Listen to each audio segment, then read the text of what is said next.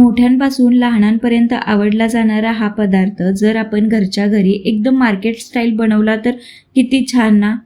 तर आज आपण घरच्या घरी मार्केट स्टाईल डोनट्सची रेसिपी पाहणार आहोत.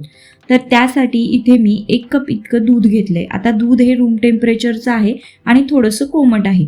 त्यामध्ये मी 3 चमचे इतकी साखर टाकून घेतलेली आहे.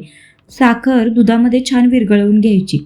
आता दुधामध्ये साखर छान विरघळली की यामध्ये आपल्याला ड्राय इस्ट टाकून घ्यायचं आहे. आता ही इन्स्टंट इस्ट नाही आहे, तर त्यामुळे याला 10 मिनटं रेस्ट करायला ठेवायला लागेल. आता इस्ट छान यामध्ये मिक्स करून घ्यायचं आणि 10 मिनटासाठी बाजूला ठेवून द्यायचं. आता इकडे ना मी 2 वाटी इतका मैदा घेतला आहे. मैदा छान चाळून घेतला होता आणि त्यामध्ये एकदम चिमूटभर इतकं ना मीठ टाकून घ्यायचं आहे. मीठ मैद्यामध्ये छान मिक्स करून घ्यायचं आणि त्यानंतर यामध्ये ना 2 ते 3 चमचे इतकं दही टाकायचं आहे. आता दही ना रूम टेम्परेचरचं आहे आणि ते मी फेटून घेतलं होतं.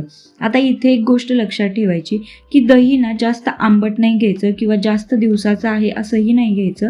एकदम फ्रेश दही घ्यायचं जे की रूम टेम्परेचरचं असेल आणि छान फेटून घ्यायचं. आता 10 मिनटं झाल्यानंतर ना आपले इस्ट होतं ते छान ॲक्टिवेट झालं होतं आणि ते आता यामध्ये ॲड करून घ्यायचं आहे आणि याचा आपल्याला एक ना गोळा बनवून घ्यायचा आहे. जशी आपण कणिक मळतो ना त्याच टाईपमध्ये आपल्याला करून घ्यायचं आहे. आता सगळा असं मिळून आपण गोळा करून घेऊया, म्हणजे आपण जी कणिक मळणार आहे ना तसे करून घेऊया. आणि यानंतर आता याला ना आपल्याला किचन प्लॅटफॉर्मवरती घेऊन ना छान मळून घ्यायचं आहे. आता याला ना 8 ते 10 मिनिटासाठी छान असं मळून घ्यायचं आहे. आता ना याला मेहनत थोडी जास्त लागते आणि थोडा वेळही लागतो. जर घरच्या घरी जर डोनट बनवून खायचे असतील तर एवढी मेहनत तर आपल्याला करावीच लागणार आहे. तर 8 ते 10 मिनिटं छान असं याला ना मळून घ्यायचं आहे. पहिला थोडंसं हाताला चिकटेल आणि जर तुम्हाला थोडंसं घट्ट वाटत असेल तर थोडंसं त्याच्यामध्ये तुम्ही दूध ॲड करू शकता. पण 8 ते 10 मिनिटं छान याला ना मळून घ्यायचं आहे. एक थोड्या वेळाने आपोआप डो ना मऊ व्हायला चालू होतो. हाताला बिलकुल चिटकत नाही आणि जसा डो आपल्याला पाहिजे ना तसा डो बनायला सुरुवात होतो. 8-10 मिनिटानंतर एकदम मऊ असा डो बनवून तयार झाला होता माझा. आणि त्यानंतर ना यामध्ये मी आपलं रूम टेम्परेचरवरचं 1 ते 2 चमचे इतकं बटर टाकून घेणार आहे. आणि बटर टाकल्यानंतर ना परत याला आपल्याला छान असं मळून घ्यायचं आहे. पहिला बटर छान मिक्स करून घ्यायचं डोमध्ये. परत एकदा 5 मिनिटासाठी आपल्याला या डो आहे ना त्याला चांगलं मळून घ्यायचं आहे. आता किचन प्लॅटफॉर्मवरती आपण मळतोय, आपल्याला माहीत असतं आपला घरचा किचन प्लॅटफॉर्म एकदम हायजेनिक असतो. त्यामुळे असं काही वाटून नाही घ्यायचं की किचन प्लॅटफॉर्मवरती कसं आपण मळायचं वगैरे. तर डो माझा छान मळून झाला होता आणि असं ना आतल्या साईडला फोल्ड करत राहायचं. त्यामुळे काय होतं, डो आपला फुगून चांगला तयार होतो. आता यावरती एखादं सुती कापड घ्यायचं जे की थोडंसं पाण्यामध्ये भिजवलेलं असेल आणि ते यावरती टाकून घ्यायचं आणि 1-2 तासासाठी या डोला रेस्ट करायला ठेवायचं आहे. 2 तासांनी पाहिलं ना तर डो तुमचा डबल झालेला असेल. आता जेव्हा डो तुमचा डबल झालेला आहे ना परत त्याला असं मळायला वगैरे नाही जायचं. असेच त्याचे ना छोटे छोटे काप करून घ्यायचे. म्हणजे काय होईल, तुम्ही जे डोनट्स बनवणार आहे ना त्या प्रत्येक डोनट्सचा आकार सेम राहील. तर असे छोटे छोटे मी काप करून घेतले आहेत आणि त्याचेच गोळे बनवायचे. आता गोळे बनवताना देखील ना तुम्हाला ते आतल्या साईडला फोल्ड करायचे. ते असे चपातीचा आपण गोळा कसा करतो तसं गोल गोल फिरवून नाही घ्यायचं. तर गोळा ना पूर्ण आतल्या साईडला असा फिरवून घ्यायचा आहे. तर सगळे गोळे आहेत ना ती मी आतल्या साईडला असे फिरवून घेतले आहेत आणि आता याला थोडेसे चपटे करून घ्यायचे. आता लाटायची याला गरज नाही. आपल्याकडे अशी एखादी प्लेट असेल ना तर त्या प्लेटनी आपल्याला असे चपटे करून घ्यायचे आहेत. आणि त्यानंतर परत एकदा याला सुती कापड टाकून 1 तासासाठी ना डबल होण्यासाठी ठेवून द्यायचं आहे.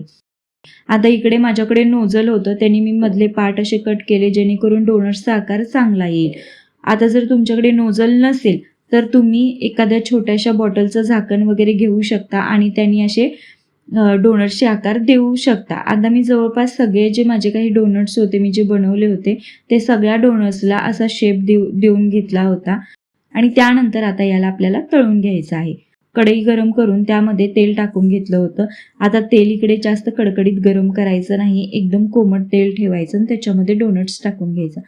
आता जे आपण डोनट्स बनवले आहेत ते एकदम परफेक्ट कसे झाले ते कसे ओळखायचे, तर जेव्हा तुम्ही डोनट हाताने उचलाल ना तेव्हा तो बिलकुल खाली चिकटणार नाही किंवा त्याचा शेपही चेंज नाही होणार. आता तुम्ही बघू शकता मी सरळ हाताने उचलून डोनट्स तेलामध्ये टाकले होते पण त्याचा शेपही चेंज नाही झाला, ते चिकटलेही नाहीत. तर डोनट तळताना देखील मी एकदम लो फ्लेम ठेवली होती. तर लो फ्लेमवरतीच हे डोनट्स मी तळून घेतले होते. दोन्ही साईडने डोनट्स छान असे तळून घ्यायचे. चांगला असा लाल रंग आला ना की आपल्याला डोनट्स त्यातून काढून घ्यायचे आहेत. आणि बाकीचे देखील डोनट्स आहेत ना ती यामध्ये मी तळून घेते.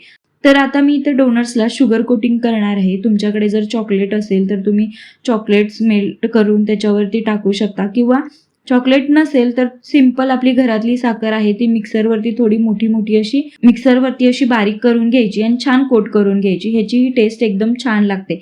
तर सगळ्या डोनट्सला मी शुगर अशी कोट करून घेते आणि अशा प्रकारे घरच्या घरी मार्केट स्टाईल डोनट्स आपले बनवून तयार आहेत. रेसिपी एकदम सोपी आहे. रेसिपी तुम्हाला आवडली असेल तर नक्की रेसिपी तुम्ही घरी बनवून पहा. कशी झाली होती कमेंटमध्ये कळवा. चॅनेलवरती नवीन असाल तर चॅनेलला नक्की सबस्क्राईब करा. भेटूया पुढच्या एका नवीन छान रेसिपी सोबत.